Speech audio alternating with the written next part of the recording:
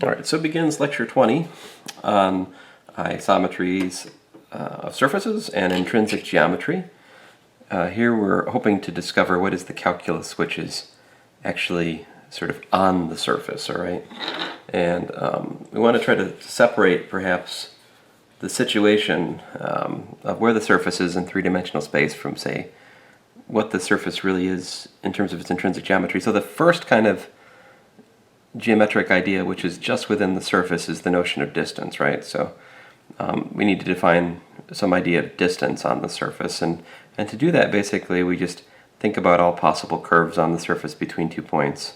Each one of those curves between the two points, the given pair of points, right, has some arc length, right? And so if you take the infimum, the greatest lower bound of all these guys, then that will define the distance, right? And so, and here so often it may or may not be that there actually is a curve which realizes that distance, but often there is. So for example, between this point and that point on the sphere, the distance would be given by the length along that equator or great circle, if you like. Whereas the Euclidean distance, of course, is just the straight line distance from here to here, which is shorter, right? Or my other favorite example, the cylinder, between the point P and the point Q, the distance would be something like the length of this black line here laid flat, right? The arc length. As you can see, if you think about other curves on the cylinder, those have longer lengths, right? So those would be thrown out as we sort through all possible lengths and pick the shortest one for the distance between P and Q. Again, of course, the Euclidean distance is shorter. It's something like just the distance from here to here in terms of a line. Something like that. But so here's some other pictures. The distance between points on a surface is often larger than the straight line distance, as I was illustrating. Sometimes you got to work around a hole or something for other surfaces, right? Now, if you were stuck on M as a two-dimensional being, rho PQ would be your distance function. And there's an exercise in O'Neill which invites you to prove that in fact rho satisfies the usual axioms for a distance function. It's symmetric, it's positive definite, and it obeys the triangle inequality. All of these things can be checked because the greatest lower bound, or the infimum, if you like, has nice properties. Excuse me, sipping some coffee. So that brings us to define an isometry. An isometry of surfaces is a mapping, and we assume a smooth mapping, all right, from M to M bar. So when he says mapping of surfaces, he's automatically assuming that all the local coordinate representatives of M are smooth, all right? That's understood here. And so it's a smooth mapping of surfaces. It's an injective map from M to M bar. And often, as I'm thinking about injectivity, basically that another way to think about it is, certainly if I have an inverse that goes from M bar back to M, then it's easy to show that means it's injective, and vice versa. If you have injectivity, that provides a natural definition for the inverse function. It gives you the single valuedness of the inverse function. That's just set theory. So I have an injective map from M to M bar for which the push forward, the dot product of the push forward is just the dot product again. So the push forward preserves the dot product from M to the dot product of the corresponding vectors on M bar. And that's for all tangent vectors, all right? So again, you could use this notation or that notation. Some people, for example, Lee, he goes by Jack Lee on the Math Stack Exchange, but I think his given name is John Lee, and I forget the middle name, but anyway, he has some excellent books. For example, Smooth Manifolds, or his Riemannian Geometry book, or his Topology of Manifold books. These are great next books to read past this course.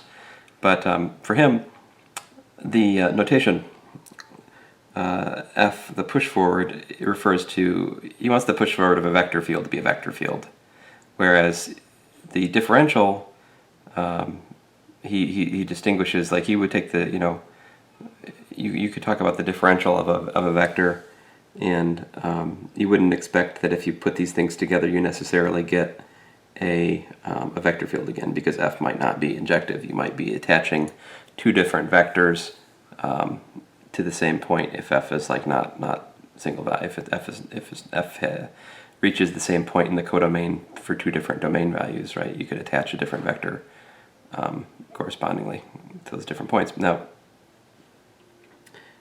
anyway, just nothing terribly profound here. It's just that he says he makes a distinction between this notation and that notation in that regard because he wants this to be a vector field, whereas he doesn't expect that from this. So he thinks of this as the pointwise notation, whereas this is more about a whole domain. I don't make any such distinction, and I'm kind of like, I guess it's, I don't know, you can blame O'Neill, but O'Neill often does not write the point dependence for this, but sometimes he does, and sometimes he'll have like f star with a p. All right, I think I've talked entirely too long about this, which isn't really that interesting. It's just notation. Long story short, for me, the push forward and the differential are the same thing, but perhaps that's something I should separate for the sake of more pedagogical clarity. All right, anyway. So the differential of an isometry is invertible from this condition. All right, this condition gives you regularity of the function f. In other words, invertibility of the Jacobian. So that means then that at each point we have, by the inverse function theorem, a local inverse. And so because we also have the existence of the global inverse by the injectivity, as I talked about before, you can weave those local inverses together to get a global inverse, in fact a smooth global inverse. So that's what that's saying, of course, is that if you have an isometry, you also have a diffeomorphism. All right. So every isometry of surfaces is a diffeomorphism, that is a smooth map with smooth inverse. But the converse fails, since diffeomorphisms merely imply that the push forward is invertible, or the differential is invertible. Now, so the criterion, this criterion here is much stronger, right? That's not necessarily the case for a diffeomorphism. That's why there's a difference, and that's why there are surfaces which are diffeomorphic but are not isomorphic. I won't tempted to say isomorphic. That's the wrong term. Isometric, I think, is usually what we say. So we'll say two surfaces are isometric if there is an isometry between them. Now, isometry of surfaces actually sets up an equivalence relation. Let me just show you why. First of all, if you have two isometries between, say, m and m bar and m bar and n, then the composite G composed with F is also an isometry of surfaces. The proof is pretty standard, but worth looking at for a second. So the composite of the inverse of a composite is the composition of the inverses in opposite order, the so-called Sachs-Schutz identity.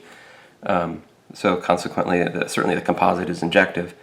Also, by the chain rule, the differential of the composite is the composite of the differentials. Thus, when we look at the dot product of the differential of G composed with F with the differential of G composed with F with V versus W, then, again, chain rule, that's dg of df of V and dg of df of W. But G is an isometry, so its differentials or push forwards preserve the dot product, so I can drop the g's and the dg's on the outside, and then likewise f is an isometry, so dfv dot dfw is just v dot dw. But there you have it. The differential of the composite also preserves the dot product. So that goes to show you that the G composed with F is also an isometry. And a reflexive property for the equivalence relation, is a surface reflexive with itself? Well, you can easily, it's a simple exercise to prove that the identity map on the surface is in fact an isometry. So that means M is isometric to M. And then, so finally, if M is isometric to M bar, is M bar isometric to M? Well, yes it is, because in fact the inverse function provides that isometry. So F inverse from M bar to M is an isometry. Let's see why. So F on isometry means F inverse exists, right? and more than that, this dot product is preserved, right?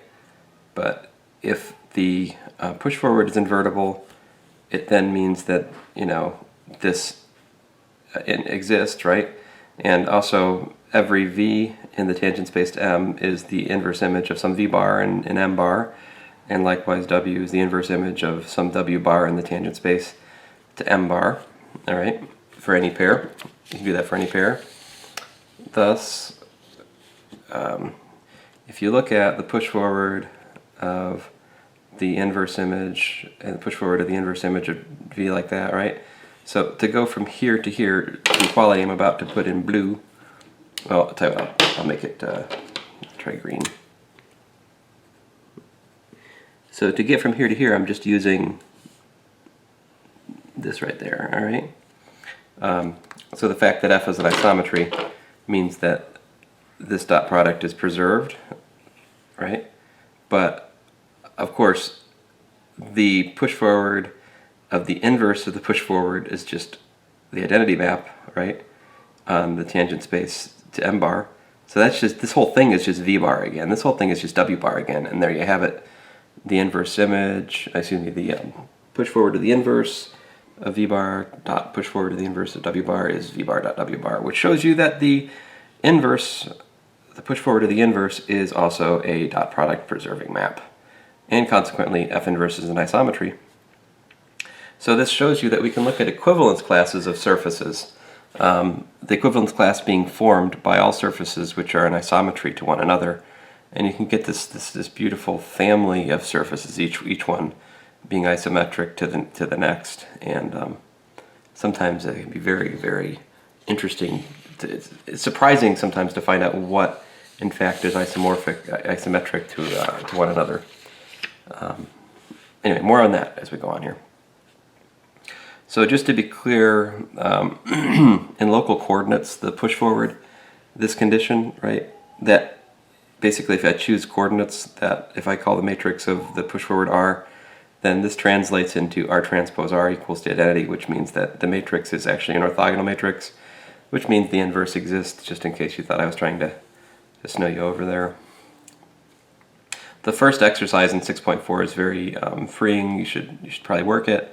It gives you like 5 different criterias that are paired with this and other ways of looking at when this condition is met or not met. Anyway, theorem, isometries preserve intrinsic distance. So if I have an isometry from M to M bar of surfaces, then the intrinsic distance from P to Q is the intrinsic distance from F of P to F of Q in M bar, and where that's defined in the same way.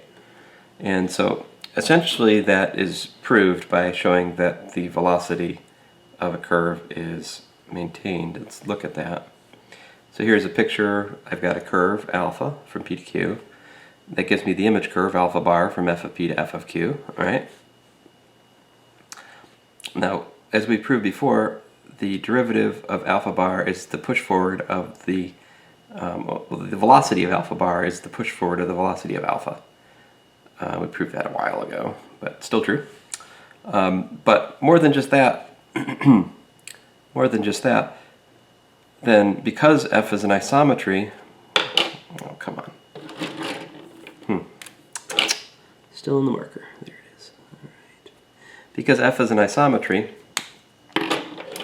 we have that this dot product, which is of course that product is that again. So in other words, the velocity squared of the bar curve is the velocity squared of the original curve, which of course means the speed is the speeds are equal, but the domain of these two curves is also matched, right? So the length of alpha is equal to the length of alpha bar consequently. And then, of course, then we have to sort through that greatest lower bound idea, but certainly if each little curve segment has the same length correspondingly, you can piece together that the smallest possible curve maps over to the other smallest possible curve in the same way. So anyway, it follows that the distance from P to Q is the distance from F of P to F of Q on the bar. So we preserve intrinsic distance with isometries. Of course, if you don't like my argument, just there, you can go read the paragraph O'Neill has on it. All right, so anyway, our illustration of a geodesic on a cylinder obtained from bending paper to a coiled paper actually was an example of an isometry between the plane and the cylinder. Well, that's not, I mean, it's almost true, right? Because it can't complete the loop as it spoils the injectivity, right? If F is going to be an isometry, it has to be a, you know, I've lost my loops. Well, here. So, you know, so here's a piece of paper, and if I bend it in not too rude ways, all of these different shapes, you know, without, well, I shouldn't really do that, but anyway, all of these different shapes are isometric to the original thing. Now, but when I do this, when I actually join these, then you see I have identified 2 points in the image that were not identified before, and so that spoils injectivity. So, but everywhere except for that gluing point, I still have injectivity. If you think about the mapping from here to here, right? So we'd like some concept which gets across that idea, which is that, you know, it's like locally an isometry. That brings us to, of course, the definition of a local isometry. So, excuse me. A local isometry of surfaces from M to N is a mapping that preserves the dot product of tangent vectors under the differential. So, like that for each P and M. All that's dropped here is the condition of injectivity, right? Which means that the local, I mean, certainly by the inverse function theorem, since preservation of the dot product implies invertibility of the differential, the inverse function theorem of surfaces gives me a local inverse existing, right, at each point. However, it may be that when you try to glue those all together on the totality of the surface, you loop back to where you started again, and so you fail to have a global inverse for F. So it doesn't have to be that F is an isometry because you may fail to have a global inverse, but that's not so bad. So that's what I was just saying. Inverse function theorem says that you can find a U that F restricted to U is invertible. So thus a local isometry is locally restrictable to an isometry, right? So, or sometimes you might just say locally an isometry, all right. Moving along here.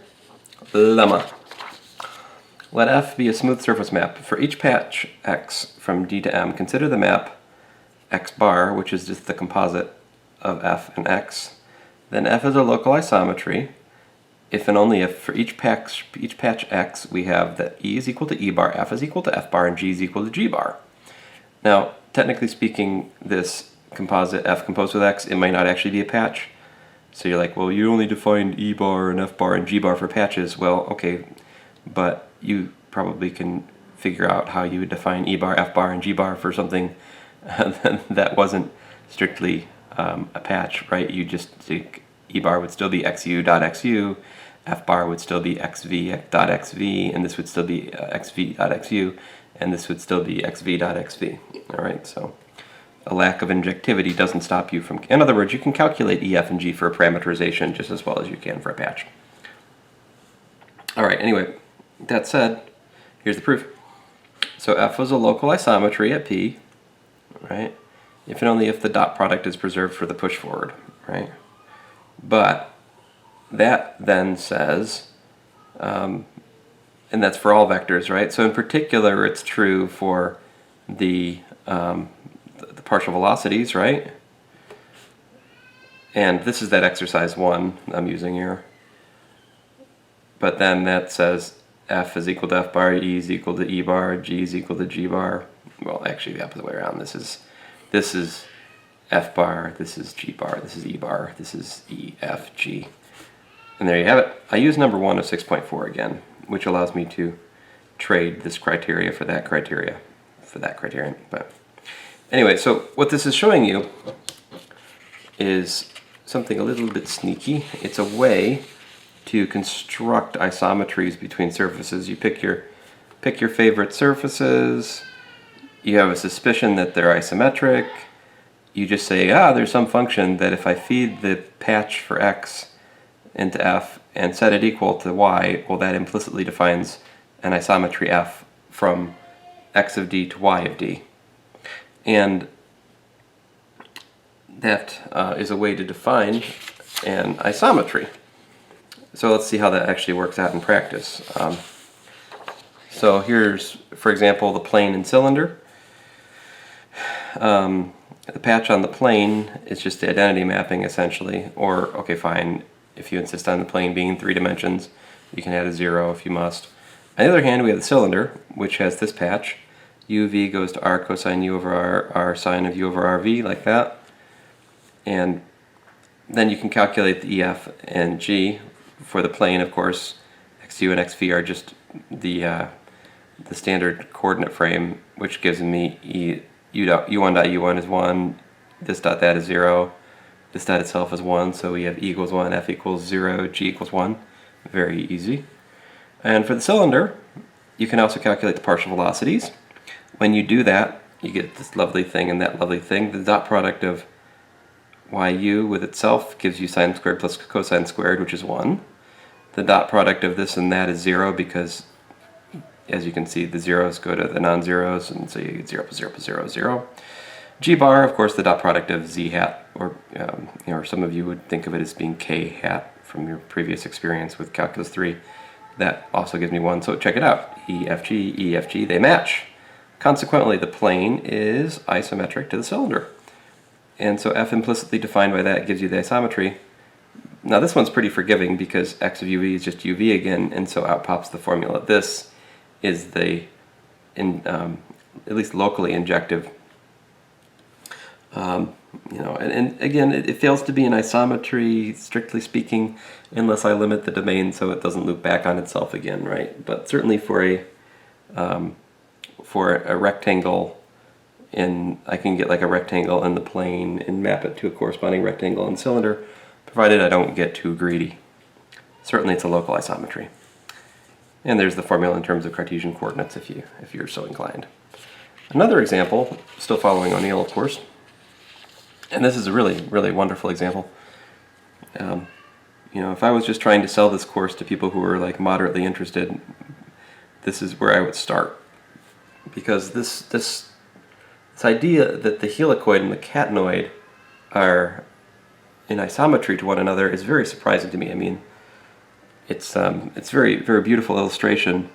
In fact, there's a whole family of surfaces which are isometric to the helicoid or catenoid, and this animation, www.cogsci.indiana.edu farg/harry/matt/helicoid.htm, there's this wonderful GIF which animates between this and a whole family of other surfaces which are all in isometry to the helicoid or catenoid.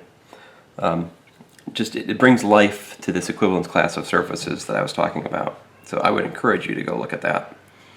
Anyway, so here's your patch to the helicoid, here's your patch to the catenoid, where the g and the h are given by the inverse hyperbolic sinh and the square root function. And you can calculate E, F, and G. I won't do all of it, I'll just do like G for this one, for example.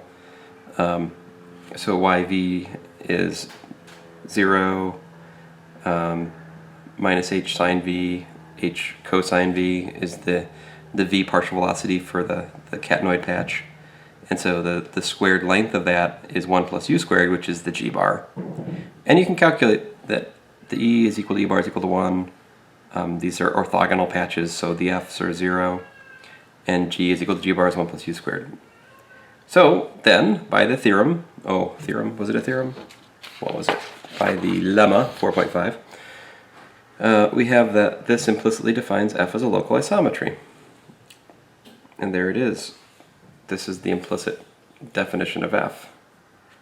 Now, implicit relations are not unuseful. I mean, sometimes having implicit information about a function is enough to tell you a lot about its properties. So the fact that I can't write for you immediately f of x comma y comma z equals blah, it's not a deal breaker for us. It's still lots of useful information on an implicit presentation of a function. So sometimes I would just stop there. That would be enough. But this, just for kicks, I decided to try to find the actual formula for it. So just said like x equals to that, y equals to that, z equals to that, and I'm trying to like find a relation between this x, y, z and this stuff over here. Kind of funny, along the way I accidentally found the Cartesian equation of the helicoid. Oops. So yeah, because like tangent, divide this by that, I get tangent v, but v is z, so that's tangent z, and y over x, so tangent z equals y over x is the helicoid equation. Hehe, cool. But anyway, of course, x squared plus y squared is u squared, so then I get u is plus or minus square root of x plus y squared, v is z, and so here's a explicit formula for the isometry between a helicoid and a catenoid in terms of the Cartesian coordinates. Of course, this must be restricted to the appropriate level surface in the domain, in particular the one given by this lovely equation right here. There you have it. Very inspiring, right? Anyway, you should of course look at the figure 6.10 in O'Neill. It's really nice. It shows you very specifically how it is that the helicoid and catenoid correspond. That picture brought to life is given by that website. I was just mentioning this one right here. Oh man, you gotta look at that website. Of course, there are probably more than one of those to find.